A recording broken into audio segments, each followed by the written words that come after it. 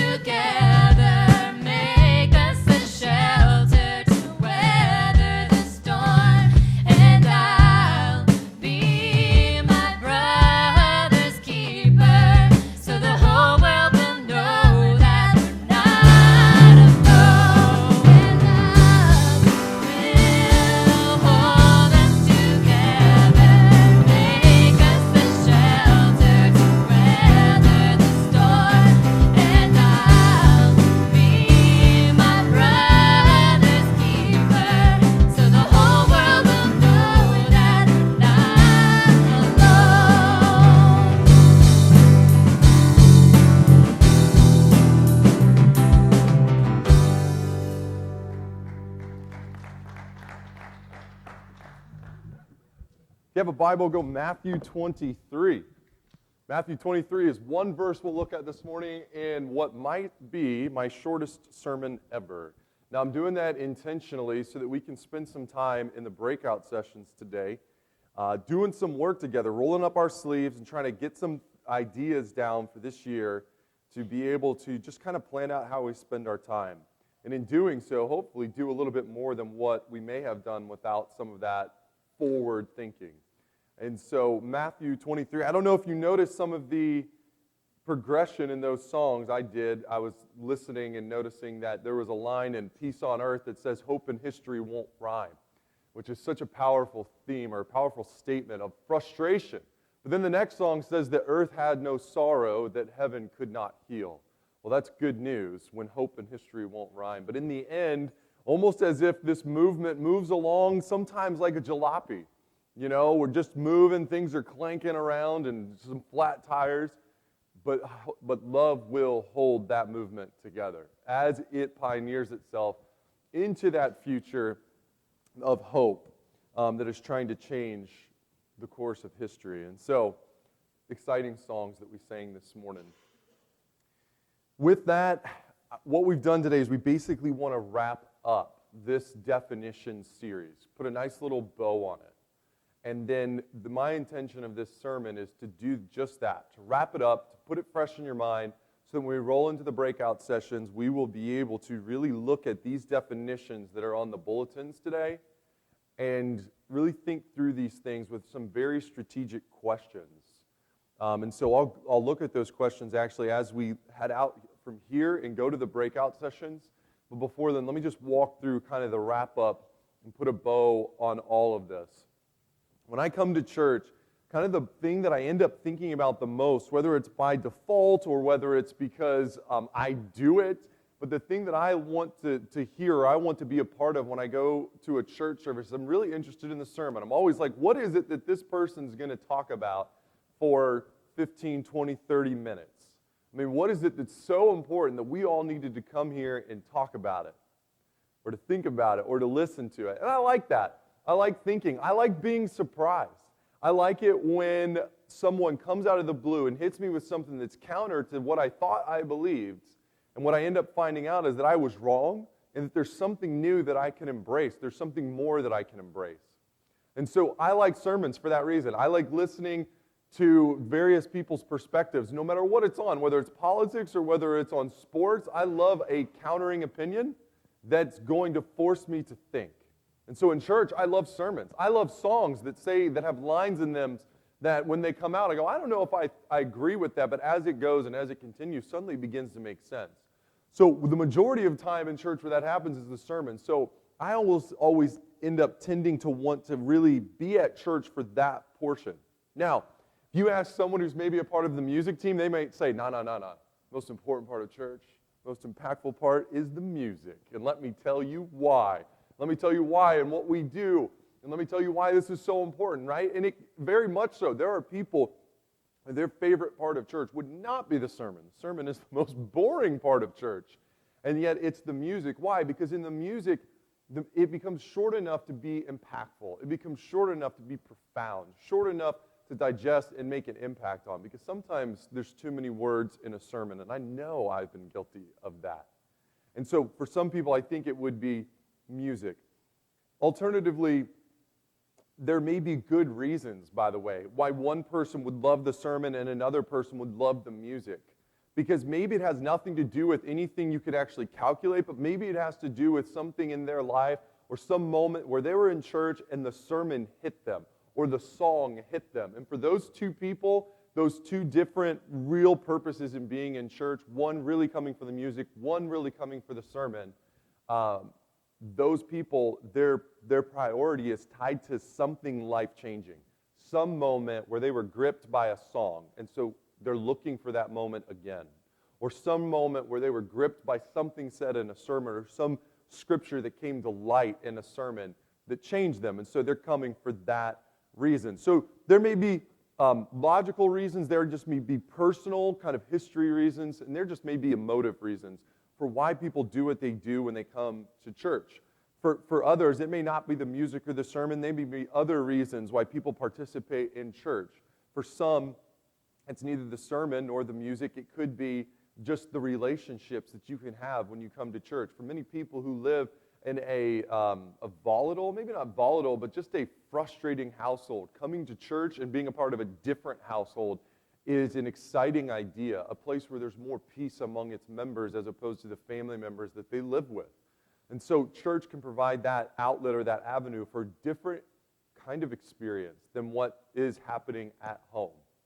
And so relationships, music, sermons, those are some items that are at church. But for some people, they go to church for no specific idea or item. It's more of an idea why they go to church. There was a Gallup poll that came out that was seeking to figure out what is it that motivates 40% of Americans who go to church. What is it that motivates them to go to church? 23% go to church for spiritual growth and guidance. So they're going to say, well, that spiritual growth and guidance is in the relationships, it's in the sermon, it's in the music, and I go for that big idea. 20% go to remain inspired and grounded. 15% go just because. It's their faith. That's why they do it. 15% go to worship God. 12% go because they have always gone. That answer was there. And so that's the motivation. Some people don't go for a particular item. Some people go for an idea. And quite honestly, I'm probably more in the idea realm for sure. And so I don't know where you stand, but what we've sought to do in this series is to give us a common reason for doing what we do. Because while all of this is interesting, my question is, at the end of the day, if you were to ask Jesus or you were to ask God, why should we go to church? What would he say? And depending on your view of God, you might have a different answer. If your view of God is that God is just a militant kind of God who tells you what to do and you do it, you would say, well, I wouldn't even ask God that question. How dare you ask God that question? I mean, God says to do certain things and I do them. But if your view of God is different and that God has very much intentional purposes that have very pragmatic reasons, well then I think the question's a good question. Why, God, should we wake up on a Sunday morning when 60% of our fellow citizens aren't doing this? Why should we do this? Why should we be a part of church? What is the why behind the what? The answer to that question, like I said, is the exact purpose of this sermon series. And so let me go back and emphasize one thing, one verse, and then wrap up this series. The reason why I think we have to ask that question is because there are many good reasons to go to church. They may be items, they may be ideas, or they may be a lot of other things. But the question is, what is the reason? Or what is the most important reason to be in church? Is it worship? Is it because it's your faith? Is it relationships? Is it sermon? Is it, what is it? When I ask that question, some people may say, well, wait a minute. Are there really some things more important than other things? I mean, can you really prioritize items that are a part of church that way? And the answer is yes, you can. And yes, there are certain things that are more important than other things. And if there are some things that are more important than other things, then we should be prioritizing those things in the way that they should be prioritized. And where I get that from is from Matthew 22 and Matthew 23, both chapters. Specifically, we'll look at Matthew 23, however, this morning. Very simple thought. It says this, woe to you, teachers. It's actually not what Jesus says that he's trying to address, but it's what he kind of tucks in there that I want to focus on. He says, woe to you, teachers of the law and Pharisees, you hypocrites. You give 1/10 of your spices, mint, dill, and cumin, but you have neglected, and this is what he says, the more important matters. The more important matters of the law, justice, mercy, and faithfulness. You should have practiced the latter without neglecting the former. And so my thought is this in this series. There is such a thing as more important matters. Am I prioritizing those in my purpose for attending church? Are we prioritizing those things in our lives as Christians and in our understanding of Jesus? If you paid attention to this series and if you have adopted at least some form of the definitions and priorities, then our answer has the potential of being absolutely yes. And I think that it's important to know that there are more important matters in the Christian framework. And in other words, that some things are not as important as other things, and that some things are more important than other things. Now, by the way, it's super important to do that type of prioritization to ensure that we don't repeat what Jesus condemns the Pharisees of in that verse we just looked at, which is emphasizing what Jesus underemphasizes and not overemphasizing, right, the underemphasize, and not underemphasizing what Jesus overemphasizes. Because what you'll end up with something that is something other than Christianity, something other than a church, something or someone other than Jesus. Prioritizing is something that human beings have to do. And human beings that get together for a common cause, who prioritize a few things and do those few things really well, end up doing outstanding and extraordinary things. Tim Cook, the CEO of Apple, said this: "We are the most focused company that I know of, or have read of, or have any knowledge of. We keep the amount of things we focus on very small in number, so that we can put enormous energy behind the ones we do choose."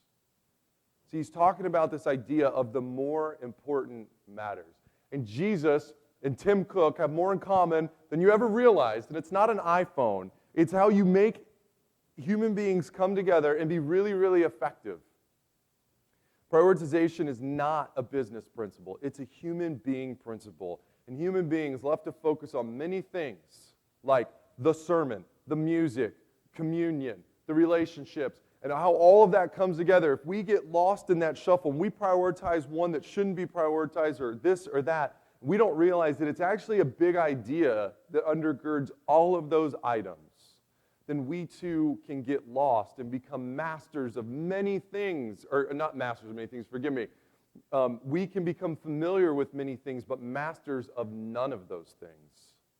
Because it's amazing that people who master a few things end up mastering many things, but people who focus on many things rarely master anything.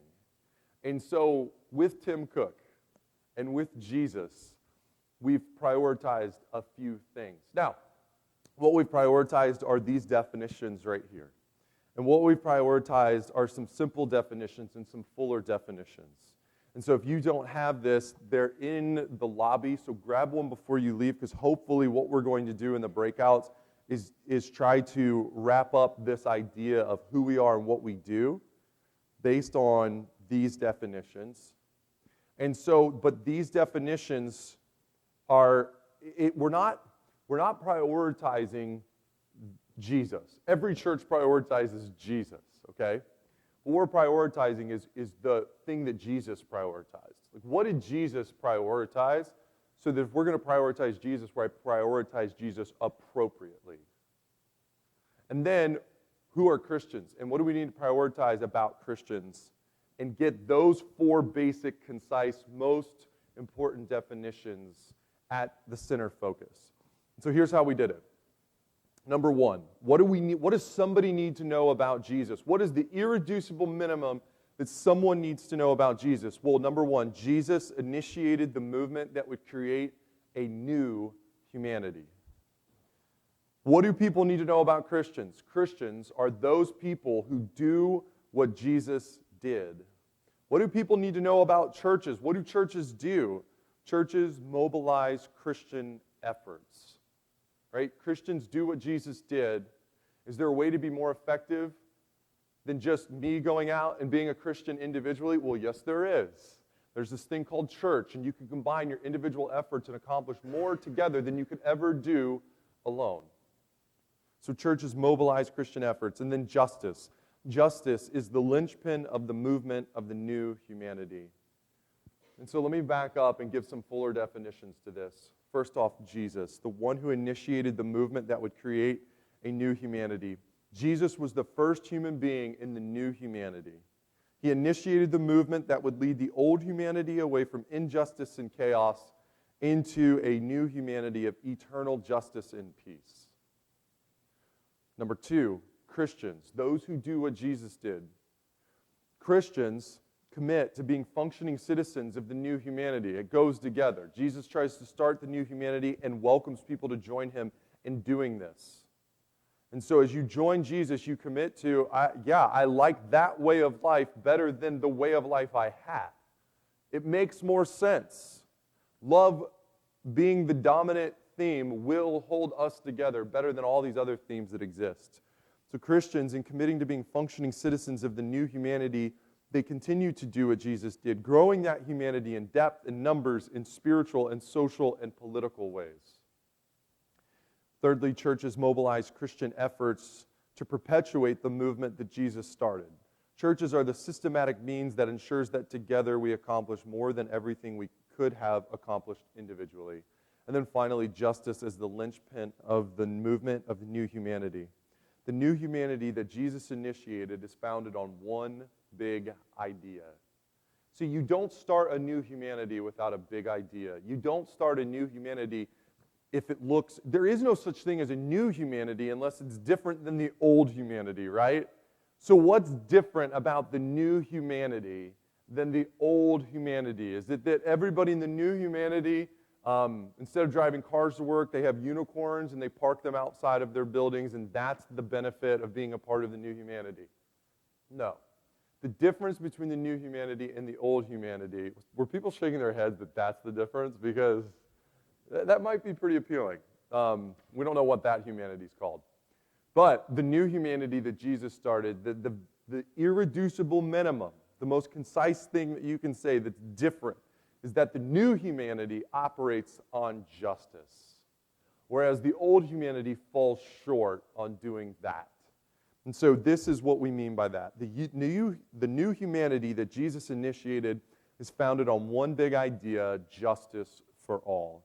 That's not a buzzword or a flashy idea. It is a reality in which the old humanity becomes the new humanity as we learn to treat others in the same way we would want to be treated. Amazingly, the golden rule is the very thing that can change humanity into being something that it wishes it already were.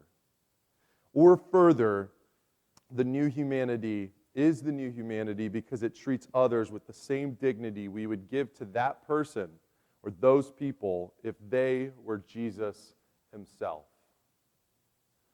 These are the 4 priorities of the Christian faith, in my opinion, maybe in our opinion. And that's what we need to work out in the breakout sessions today and align our efforts around these things. These are, this idea of justice is our purpose and our mission. And these 4 are the more important matters that Jesus talks about in Matthew 23 and Matthew 22. That's it. That's it for this morning. So let me do this. Flip over if you have one of these, and let me show you some questions that we need to dig into in the breakout sessions today. Deliberately had a short sermon. You don't know how hard it is for me to have a short sermon that's 10 minutes long, and it was actually longer than that. And so deliberately did that this morning so we could spend more time in the breakout sessions. And so in the breakout sessions, here are some questions that we need to look at in order to really do justice to these matters. So what new conclusions, what questions, those are the same things we're used to. But then look at question 4, says this: what is correct about those definitions? What should be removed from those definitions and what should be added? Be very, very vocal. One thing that Kyle and Bailey were emphasizing in the breakout sessions is, where is the spirituality in these definitions? That's a good question. And so what is missing in that sense? What is missing from a personal relationship with Jesus in these definitions? Right? So in trying to be concise, it's possible to be too concise. And so we need to ask those questions and ensure that everybody's perspective is included in these definitions so that the church can balance itself out and go forward in a very harmonious way. Then, so what should be removed? What should be added? Number 7, is anything overemphasized or underemphasized? Number 8, based on the adopted definitions, what should our church be doing during a calendar year to foster justice at all levels, local and global, in your own home? We talked about that. And prioritization of justice among those levels. How do we do that across sermons, songs, breakout sessions, discussions, other Sunday gathering activities, midweek gatherings, ensuring justice among our congregation, missional activities in our city, around the world, other. And then number 9, super important, what do you need from the church to be what you want to be in relation to Jesus and his quest for peace on earth? Where are you lacking where the church can support your weakness? And then number 10 is the opposite question. Number 9 asks, where are you weak that the church can help you be strong in? And then number 10 is, where are you strong that you can help the church in its weakness? And so number 10, though, asks this question: what specifically can you give, money, time, effort, or other, to our church to help it be what it needs to be in relation to the discussions this morning, specifically number 8 and number 9? That is our small task during the breakout sessions today. And so with that, let's pray God's blessing on that incredible task that's before us. Father, thank you so much for the opportunity to be a part of what Jesus did. Lord, to have confessed the desire to be a part of this new humanity, struggling to get ourselves in there, but knowing love will hold us together in our efforts. And Father, help us to think systematically or think togetherly about how our efforts individually, while combined together, can be more productive and more impactful than ever, especially as it relates to our own spiritual growth, God, that we need to ask about during these breakout sessions, about what we need from the church in order to be the people that we want to be. And then, God, I pray that as a result of all of these things, that the clarity would compel more people to join in this journey, that it would compel ourselves to be more excited about this opportunity and more transformed, more revolutionized, more reformed, and all of that. God, help us determine the pace that would be appropriate to determine the balance of how all of these things are done. And God, may everyone's voice be heard in this time so that there is greater and greater unity as a result of everyone's perspective and everyone's opinion being valued.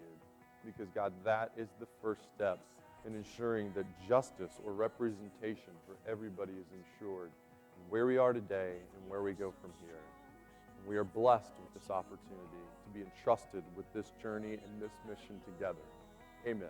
Amen. May God bless.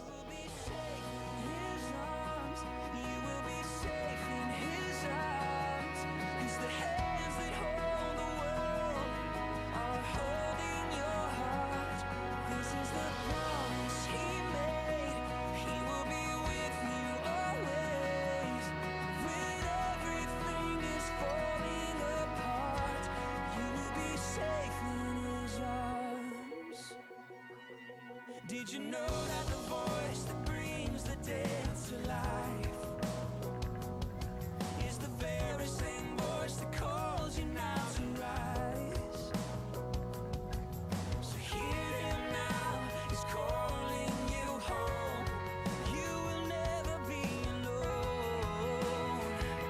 You will be safe in his arms. You will be safe in his arms.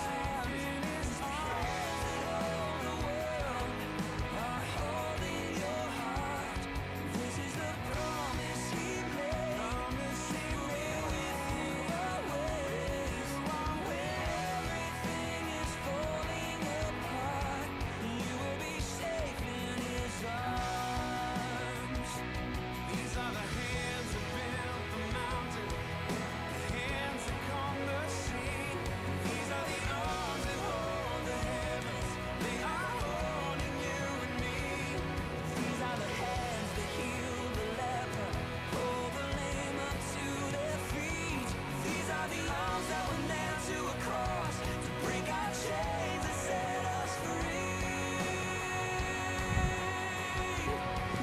One more announcement. Business meeting next Sunday. Business meeting next Sunday.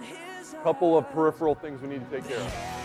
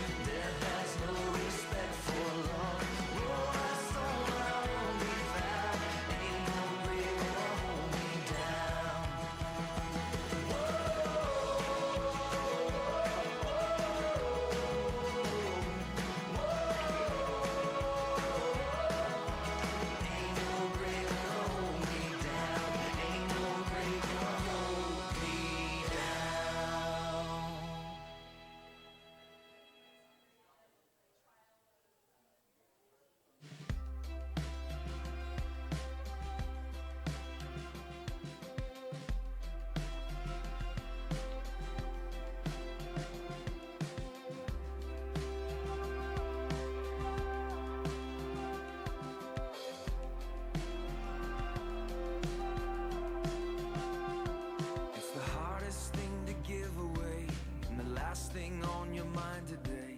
It always goes to those who don't deserve. It's the opposite of how you feel when the pain they caused is just too real. Takes everything you have to say the word forgiveness.